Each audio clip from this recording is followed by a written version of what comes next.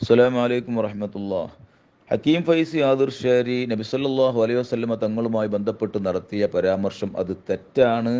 നുബുവത്തിൻ്റെ മഹത്വത്തോട് ചേരാത്ത തരത്തിലുള്ള അനാദരവ് അദബുകേട് അതിലുണ്ട്. അതിനുമപ്പുറം അത്തരം പ്രയോഗങ്ങൾ ഏറെ അപകടകരവുമാണ്. നുബുവത്തിൻ്റെ യഥാർത്ഥത്തെ സംബന്ധിച്ച് ആഴത്തിലുള്ള യാതൊരു ബോധവും ഇല്ലാത്തതിൻ്റെ അടയാളമാണ്. വിവരമില്ലാത്തവരെ അത്തരം പ്രയോഗങ്ങൾ നടത്തുകയുള്ളൂ. അതുമല്ലെങ്കിൽ മറ്റെന്തോ ചില ദുരുദ്ദേശങ്ങൾ അതിൻ്റെ പിന്നിൽ ഉള്ളവരായിരിക്കണം. എന്നാൽ ഇയാളുടെ ഈ പ്രയോഗത്തെ ന്യായീകരിക്കാനും അതിലെന്താ തെറ്റ്, അത് നബി സല്ലല്ലാഹു അലൈഹി വസല്ലം തങ്ങളുടെ മഹത്വം പറയാണ് ചെയ്തിട്ടുള്ളത് എന്നൊക്കെ പറഞ്ഞ് ഇറങ്ങിയിട്ടുള്ള ചില മൗലവിമാരെ കാര്യം ആലോചിക്കുമ്പോഴാണ് അത്ഭുതം തോന്നുന്നത്. അമ്പിയാക്കളിൽ തന്നെ ഉലുൽ അസ്മ് ഏറ്റവും മഹത്വമേറിയ അളമും അക്മലുമായ നുബുവത്ത് നൽകപ്പെട്ടവരാണ്. അവരിൽ നിന്ന് തന്നെ നബി സല്ലല്ലാഹു അലൈഹി വസല്ലം തങ്ങളുടെ നുബുവത്ത് ഏറ്റവും ശക്തവും ഏറ്റവും മഹത്വമേറിയതുമാണ്. ആ നുബുവത്തിൻ്റെ മഹത്വത്തോട് ചേരാത്ത പ്രയോഗം നടത്തിയിട്ട് അതിനെ ന്യായീകരിക്കുക എന്ന് പറഞ്ഞാൽ, ഇനിയിപ്പോൾ ഇയാൾ ഇതല്ല എന്തു തന്നെ പറഞ്ഞാലും ശരി, ഈ ജോലിക്ക് ഇറങ്ങിയിട്ടുള്ള ആളുകളുടെ പക്കൽ ന്യായീകരണം റെഡിയായിരിക്കും. പക്ഷേ അതുകൊണ്ട് ഉണ്ടായിത്തീരുന്ന എന്താന്ന് വെച്ചാൽ, ഇത്തരം പ്രയോഗങ്ങളും ചിന്തകളും സമൂഹത്തിലേക്കും വിദ്യാർത്ഥികളിലേക്കും എറിഞ്ഞുകൊടുത്താൽ ഇവിടെ ജമാഅത്തുകാരുടെയും വഹാബികളുടെയും പിന്നീട് മതനിരാസവാദക്കാരുടെയും അതിലൂടെ ഇബ്ലീസിൻ്റെയും പണി എളുപ്പമായിരിക്കും.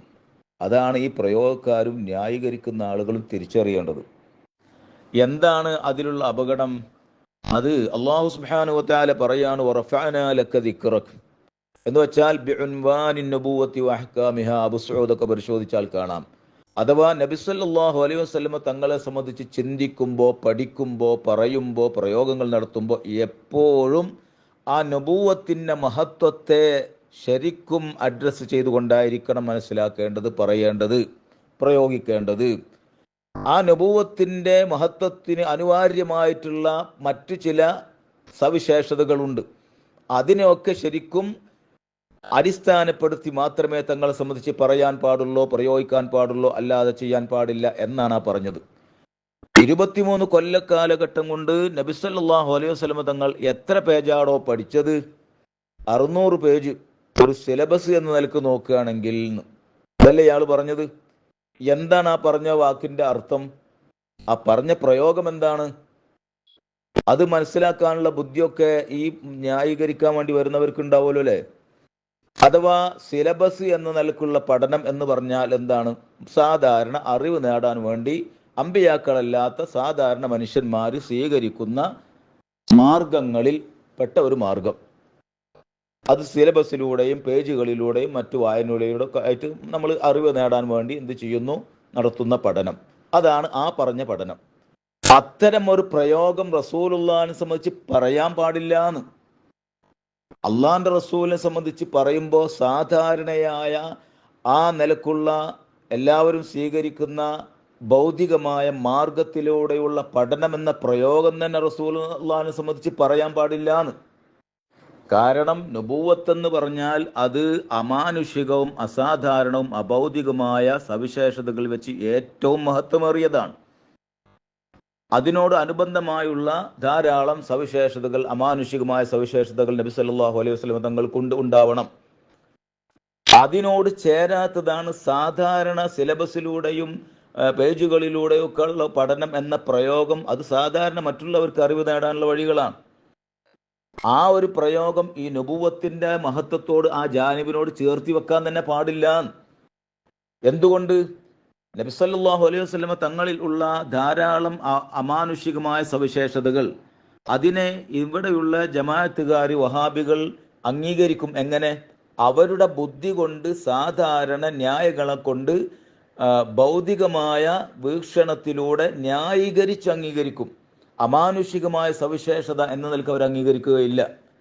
ആ നിലക്ക് ബുദ്ധിയുടെ പരിധിയിൽ നിർത്തിയും കൊണ്ട് വ്യാഖ്യാനിക്കാൻ അവർക്ക് കഴിയാതെ വരുമ്പോൾ ഒന്നുകിൽ അത് ദുർബലമെന്ന് പറഞ്ഞുകൊണ്ട് അവർ തള്ളും, അല്ലെങ്കിൽ അതിനെ സംബന്ധിച്ച് മിണ്ടുകയില്ല. ഇങ്ങനെ അവരുടെ അനുയായികളെ കേവലം ഭൗതികമായ മാർഗത്തിലൂടെയും സാധാരണ ബുദ്ധിയുടെ പരിധിയിൽ നിൽക്കുന്നതുമായ തരത്തിലുള്ള ഒരു ചിന്തയിലൂടെ, ന്യായീകരണത്തിലൂടെ, പ്രയോഗങ്ങളിലൂടെ അവരുടെ അനുയായികൾ അവർ വളർത്തിക്കൊണ്ടുവന്നു. അങ്ങനെ ആ ഒരു രൂപത്തിൽ അവർ മുസ്ലിങ്ങളുടെ കൂട്ടത്തിൽപ്പെട്ട ചില ഭൗതികവാദികളായി അവർ വളർന്നു. അവരതേ അംഗീകരിക്കുകയുള്ളൂ. അതാണ് അവർ ശീലിച്ചിട്ടുള്ളൂ, അതാണ് അവരുടെ ആളുകളിൽ അവർ കേട്ട് പരിചയിച്ചിട്ടുള്ളൂ. അങ്ങനെ അവസാനം നുബുവത്തിൻ്റെ അവിടത്തേക്ക് എത്തുമ്പോഴോ നുബുവത്തിനെ ഈ ന്യായീകരണങ്ങൾ കൊണ്ട് ബുദ്ധിയുടെ പരിധിയിൽ നിർത്തിക്കൊണ്ട് ന്യായീകരിക്കാൻ കഴിയാതെ വരുന്നു. അപ്പോൾ അതാ കിടക്കുന്നു പുറത്ത്. മതനിരാസവാദികളായി ഇന്ന് അറിയപ്പെടുന്ന പലരും ഈ വഴിയിലൂടെ വളർന്നു വന്നവരാണ്.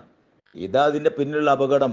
സൂക്ഷിച്ച് സംസാരിച്ചിട്ടില്ലെങ്കിൽ, അല്ലെങ്കിൽ ഇത്തരം ആ നുബുവത്തിൻ്റെ മഹത്വത്തോട് ചേരാത്ത തരത്തിലുള്ള അത്തരം പ്രയോഗങ്ങൾ നടത്തിയിട്ടുണ്ടെങ്കിൽ, ആ നിലക്ക് കുട്ടികളെ വളർത്തിക്കൊണ്ടുവന്നാൽ അവരെ ചിന്തയിൽ കടന്നുകൂടുന്നത് അപകടകരമായ ചിന്തകളാണ്, അല്ലെങ്കിൽ അപകടത്തിലേക്ക് കൊണ്ടെത്തിക്കും. വാസ്തവത്തിൽ ഇത്തരത്തിലുള്ള പ്രയോഗം നുബുവത്തിൻ്റെ നിഷേധികൾ ആ നിഷേധത്തിന് വേണ്ടി ഉപയോഗിച്ചതാണ്. വകദാലിക നുസർരിഫുൽ ആയാതി വലിയഖൂലു ദറസ്ത വലിനുബയ്യിനഹു ലിഖൗമി യഅലമൂൻ. അല്ലാഹു സുബ്ഹാനഹു വതആല അവൻ്റെ ഹുജ്ജത്തിനെ ഇസ്ബാത്ത് ചെയ്യുന്ന തരത്തിലുള്ള അവൻ്റെ ആയാത്തുകൾ അവതരിപ്പിക്കുമ്പോൾ അവർ പറയും, ആര്? മക്ക മുശ്രിക്കീങ്ങൾ, നുബുവത്തിൻ്റെ നിഷേധികൾ പറയും, ഇതൊക്കെ അവിടെയും ഇവിടെയും പോയിരുന്നിട്ട് ഭൗതിക മാർഗത്തിലൂടെ മറ്റുള്ളവരൊക്കെ പഠിക്കണ കോലത്തിൽ പഠിച്ചിട്ട് ഇവിടെ വന്നിട്ട് അള്ളാഹുവിൻ്റെ വക്കിൽ നിന്നുള്ള വഹയാണെന്ന് പറയാണ്.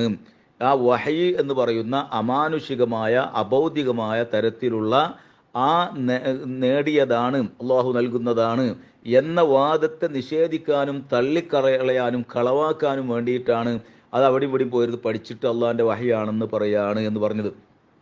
അപ്പോൾ മറ്റുള്ളവർ പഠിക്കുന്നത് പോലെയുള്ള പഠനം നടത്തിയിരിക്കുന്നു എന്നിട്ട് പറയുന്നു എന്നത് നുബുവത്തിൻ്റെ നിഷേധികൾ ഉപയോഗിച്ച വാക്കാണ്. ഇത് വളരെ ഗൗരവമുള്ള കാര്യമല്ലേ? അല്ലാഹു സുബ്ഹാനഹു വ തആല റസൂലുള്ളാഹി സ്വല്ലല്ലാഹു അലൈഹി വസല്ലം തങ്ങളിലൂടെ പറയുന്നത് എന്താണ്? ഇത് വഹ്യാണ്. വഅല്ലമക മാ ലം തകുൻ തഅലം, ഇത് അല്ലാഹു പഠിപ്പിക്കുന്നതാണ്. അല്ലമഹു ശദീദുൽ ഖുവാ, ഇത് ജിബ്രീൽ വരികയാണ് എന്നിട്ട് പഠിപ്പിച്ചു കൊടുക്കുന്നതാണ്. ഇത് ഭൗതികവും സാധാരണവുമായ മാർഗമല്ല. ആ നിലക്ക് കിട്ടുന്ന വഹയാണ്, ആ നിലക്ക് കിട്ടിയതാണ് ഈ ഖുർആൻ എന്നാണ് ഇവിടെ സ്ഥാപിക്കുന്നതും അല്ലാഹു തആല പറയുന്നതും റസൂലുള്ളാഹി തങ്ങൾ വാദിക്കുന്നതും. അതിൻ്റെ നിഷേധികളാണ് പറയുന്നത് അതല്ല. പിന്നെയോ അത് മറ്റുള്ളവരിൽ നിന്നൊക്കെ പോയി പഠിച്ചിട്ട് മറ്റുള്ളവരൊക്കെ പഠിക്കുന്നത് പോലെ പഠനം നടത്തിയിട്ട് ഇവിടെ വന്നിട്ട് അള്ളാഹുവിൻ്റെ വക്കൽ നിന്ന് പറയാണ് എന്ന് പറഞ്ഞ് നിഷേധികളാണ് അത് പറഞ്ഞിട്ടുള്ളത്. അത്തരം ഒരു പ്രയോഗം അവർ നടത്തിയതാണ് നുബുവത്തിനെ നിഷേധിക്കാൻ വേണ്ടി. അതുകൊണ്ട് ആ നുബുവത്തിനെ സംബന്ധിച്ച്, ഖുർആനെ സംബന്ധിച്ച്, അള്ളാഹിൻ്റെ റസൂലിനെ സംബന്ധിച്ച് പറയുമ്പോൾ ആ പ്രയോഗം നമ്മൾ നടത്താൻ പാടില്ല. നടത്തിയിട്ടുണ്ടെങ്കിൽ അത് തെറ്റന്നെയാണ്.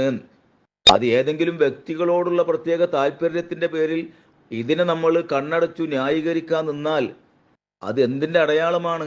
ഇത് എത്ര ഗൗരവതരാണ്? ഇത് ഉലമാക്കൾ അംഗീകരിക്കുമോ? അത് പറഞ്ഞുകൊണ്ടേയിരിക്കില്ല അവർ. ബഹുമാനപ്പെട്ട ഷൈഖുന ശംസുൽ ഉലമ ബുഖാരി ക്ലാസ്സിലൊക്കെ വളരെ ആഴത്തിലും ഗൗരവത്തിലും ചർച്ച ചെയ്യുന്ന ഒരു വിഷയമാണത്. നുബുവത്തിൻ്റെ ആ മഹത്വത്തെ സംബന്ധിച്ച് മഹാനവറുകൾ വളരെ ഏറെ ആഴത്തിൽ ചർച്ച ചെയ്യും. അത് നേരിട്ട് മനസ്സിലാക്കാൻ കഴിയാത്തവരാണെങ്കിൽ അതിന് പഠിക്കാനും നേരിട്ട് മനസ്സിലാക്കാനും കഴിയുന്നവരുടെ മുന്നിൽ പോയിരുന്നിട്ടെങ്കിലും ഈ ന്യായീകരിക്കാൻ വരുന്ന മൗലവിമാർ മനസ്സിലാക്കൽ ആവശ്യമാണ്. നുബുവത്തിനെ സംബന്ധിച്ച് ശരിക്കും കൃത്യമായ ബോധമില്ലാത്തവർ ആ വിദ്യാഭ്യാസം നടത്താൻ ഇറങ്ങിയാൽ എന്തായിരിക്കും അതിൻ്റെ കോലം? ഇത് അദബ് കേടാവോ എന്ന് എനിക്ക് അറിയില്ല. അറിയില്ലെങ്കിൽ തന്നെ ഈ പണിക്ക് പറ്റൂല എന്നല്ലേ ഇതിൻ്റെ അർത്ഥം? അദബ് കേടാവോന്ന് അറിയില്ല എന്ന് പറഞ്ഞുകൊണ്ട് വായിൽ വരുന്നതൊക്കെ വിളിച്ചു പറയാൻ പറ്റുമോ? വിദ്യാർത്ഥികളോട് പറഞ്ഞു കൊടുക്കാൻ പറ്റുമോ? നിനക്ക് നന്നാ പണിക്ക് പറ്റൂല എന്നല്ല അതിൻ്റെ അർത്ഥം. അതിനല്ലേ സമസ്തക്ക് ഇത് എന്തെങ്കിലും ആയിക്കോട്ടെ എന്ന് വെച്ചുകൊണ്ട് സമസ്തൻ്റെ ഉലമാക്കൾക്ക് അതിനെ വിട്ടുകൊടുക്കാൻ കഴിയുമോ? അത് നിയന്ത്രിക്കേണ്ടി വരില്ലേ? അതിനെ ന്യായീകരിക്കാൻ നിന്നിട്ട് കാര്യമില്ലല്ലോ. അവിടെ യഥാർത്ഥത്തിൽ ചെയ്യേണ്ടിയിരുന്നത് എന്താണ്? ഞാൻ അങ്ങനെ ഒന്നും ഉദ്ദേശിച്ചിട്ടില്ല, അങ്ങനെ ഒരു അദബുകേട് ഞാൻ ഉദ്ദേശിച്ചിട്ടില്ല, അല്ലെങ്കിൽ എനിക്കറിയാത്തത് കൊണ്ട് അങ്ങനെ പറ്റിപ്പോയതാണ്. തൗബ ചെയ്തു മടങ്ങുക. ഇന്നേ വരെ ഇത്രയും കാലം മഹാന്മാരായ സമസ്തയുടെ ഉലമാക്കൾ അത് പറയുന്നു, അതാകെ ചർച്ചയാവുന്നു. ഇത്തരം ഒരു മടക്കം അല്ലെങ്കിൽ അങ്ങനെ തരത്തിലുള്ള ഒരു ഖേദപ്രകടനം ഇയാൾ നമ്മൾ ആരെങ്കിലും കേട്ടോ? എന്താ അതിൻ്റെ അർത്ഥം? കിബറല്ലാതെ വേറെന്താ അതിൻ്റെ അടയാളം? ആരോടാണ് ഈ കിബർ? അള്ളാഹിൻ്റെ റസൂലിനോടോ? ആ കിബർ എവിടെ കൊണ്ടെത്തിക്കുക? അതൊക്കെ അപകടമുള്ള കാര്യങ്ങളല്ലേ. പറഞ്ഞാൽ പലർക്കും കൊള്ളും, അതുകൊണ്ട് കാര്യങ്ങൾ പറയാതിരിക്കാൻ കഴിയുമോ?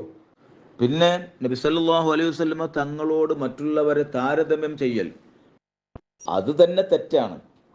കാരണം അതിനെ രണ്ട് രൂപത്തിൽ നമുക്ക് മനസ്സിലാക്കാം. ഒന്നുകിൽ നബി സല്ലല്ലാഹു അലൈഹി വസല്ലമ തങ്ങളിൽ ഉള്ള ഒരു സവിശേഷത, ഒരു സൽഗുണം, അത് ഏത് തന്നെ പരിശോധിച്ചാലും ശരി അതിലൊക്കെയും തങ്ങൾ ഏറ്റവും പരിപൂർണരാണ്. അതുകൊണ്ട് തന്നെ തങ്ങളല്ലാത്ത ഒരാളെയും ഒരു കാര്യത്തിലും തങ്ങളോട് താരതമ്യം ചെയ്തുകൊണ്ട് പറയാൻ പറ്റില്ല. അതിൻ്റെ തെറ്റാണ് വാസ്തവത്തിൽ. എന്നാൽ ഇയാൾ ചെയ്തിട്ടുള്ളത് എന്താണ്? തങ്ങളിൽ ഇല്ലാത്ത ഒരു കാര്യം തങ്ങളിൽ പറഞ്ഞുകൊണ്ട് താരതമ്യം ചെയ്യാനാണ് ശ്രമിച്ചിട്ടുള്ളത്. അതെന്താ? ഭൗതികമായ സിലബസ് എന്ന നിലക്ക് പേജുകളിലൂടെയുള്ള പഠനം എന്ന പ്രയോഗം തങ്ങളെ സംബന്ധിച്ച് വിശേഷണം പറഞ്ഞിട്ട് എന്നിട്ട് നിങ്ങൾ എത്ര പഠിച്ചത്, തങ്ങൾ എത്ര പഠിച്ചത് എന്ന് താരതമ്യമാണ് ഇയാൾ നടത്തുന്നത്. അത് രണ്ടും തെറ്റാണ്. തങ്ങളെ സംബന്ധിച്ച് അങ്ങനെ പറയാൻ തന്നെ പാടില്ല എന്ന് മാത്രമല്ല, ആ താരതമ്യം ചെയ്തതും തെറ്റാണ്.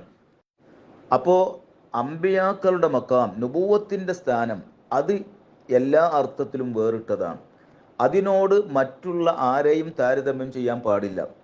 ആ മഹത്വത്തോട് അതിനെ സംബന്ധിച്ച് കൃത്യമായ തിരിച്ചറിവോടെ അല്ലാതെ ആ നുബുവത്തിനെ സംബന്ധിച്ച് പരാമർശിക്കാൻ പോലും പാടില്ല. അതൊന്ന് വേറിട്ടത് തന്നെയാണ്. പിന്നെ അവിടെ സിദ്ദീഖെന്നവരെ സംബന്ധിച്ച് പ്രസംഗിച്ചപ്പോൾ സലാം ബാക്കു എന്ന് പറഞ്ഞിട്ടുണ്ട്. സിദ്ദീഖെന്നവർ നിസ്കരിച്ചതിനെ സംബന്ധിച്ച് നമ്മൾ കൂടുതൽ നിസ്കരിച്ചില്ല എന്ന് പറഞ്ഞു. കൂട്ടരെ, അതും വേറെ വിഷയമാണ്. നുബുവത്തിന്റെ ജാനിബിനങ്ങൾ വേറൊന്ന് മനസ്സിലാക്കുക. അവിടെ ആ പ്രയോഗം നടത്തുന്നതും മറ്റു മഹാന്മാരെ സംബന്ധിച്ച് അവർ ചെയ്തു കൂട്ടിയ അമലുകളും കാര്യങ്ങളും നമ്മൾ എത്ര ചെയ്തിട്ടും അവർക്ക് എത്തുന്നില്ല. അതൊക്കെ ജനങ്ങളെ ഉപദേശിക്കാൻ വേണ്ടിയിട്ടൊക്കെ പറയാവുന്ന കാര്യങ്ങളാണ്. അത് വേറൊരു ജാനിബ്. നുബുവത്തിന്റെ മക്കാമും ജാനിബും ഒന്ന് വേറെ. അവിടെ ഇത്തരം പ്രയോഗങ്ങളൊന്നും ആ താരതമ്യങ്ങളൊന്നും വേണ്ട. അത് പറ്റില്ല. അത് ആ മഹത്വം ഉൾക്കൊണ്ടിട്ട് മാത്രമേ പറ്റൂ എന്നാണ് ഈ പറയുന്നത്. അല്ലാഹു സുബ്ഹാനഹു വ തആല അമ്പിയാക്കളുടെ നുബുവത്തിന്റെ ആ മഹത്വം ഉൾക്കൊണ്ട് അച്ചടക്കത്തോടെ മനസ്സിലാക്കി അതിനെ ഉൾക്കൊള്ളാൻ നമുക്കൊക്കെയും തൗഫീക്ക് തരട്ടെ.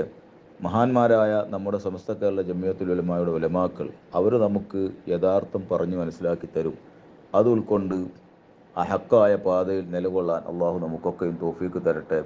അതിനെതിരായി വരുന്ന തെറ്റിദ്ധരിപ്പിക്കുന്ന എല്ലാവിധ അറിവുകേടുകളെ തൊട്ടും അള്ളാഹു നമ്മെ എല്ലാവരെയും കാത്തുരക്ഷിക്കട്ടെ. അസ്സലാമു അലൈക്കും വറഹ്മത്തുള്ളാഹി.